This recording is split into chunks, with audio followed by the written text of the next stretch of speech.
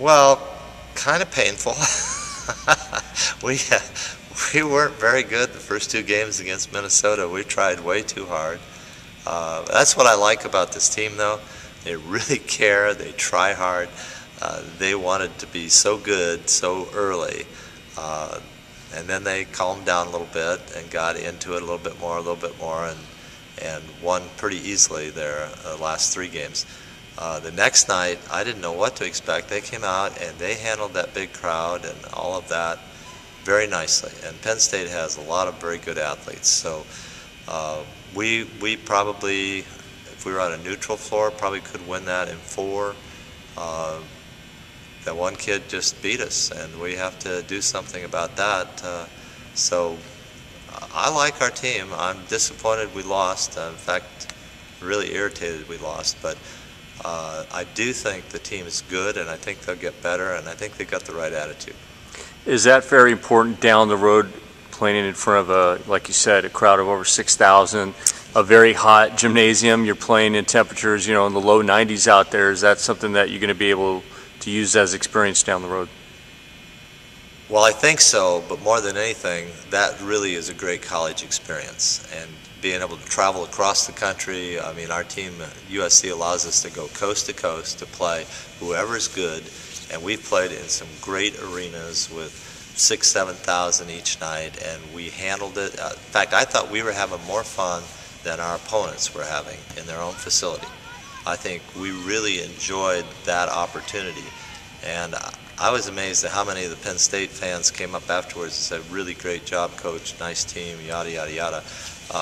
So I think our kids enjoyed that. That just means all those big situations we'll get better and better and better in. Let's talk about the next 2 weeks, really the hard travel coming back from Penn State. Now you're looking at a situation going back to Florida. You're going to play 5 matches in 5 days, and then 2 days after that, you're going to play UCLA to start conference. Is there something that you're going to be wary about, especially with such a young team trying to get used to this travel schedule?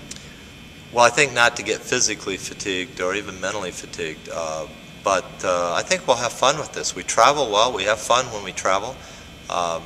Players like each other, so it's not a wear and tear at all.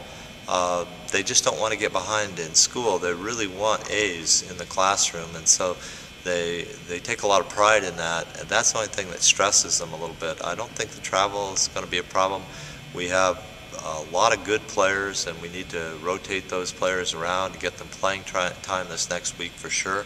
We need to be successful, but I think that's why they came to school here at USC, so I don't see it being a problem, no. Finally, throughout your long, illustrious career, you've had an opportunity to play against schools, against teams who the head coach is either a former player of yours or a former assistant. First match on Friday is going to be against UCF, Central Florida. Todd Dagenais, former assistant for you. Is that a little bit more difficult or maybe a little bit more bittersweet when you have to play against somebody that you know pretty well? Well, you don't really like to compete against your friends like that unless you just have always done that. When I was coaching at Kellogg Community College and I played Ball State, I tried like heck to beat my mentor, Don Shondell, every time. So I would expect all of our former players and assistants to want to do the same thing. It's to earn, they want to earn respect by showing you that they can beat you. So I expect a heck of a match from Todd, and I expect his team to play as hard as they can play.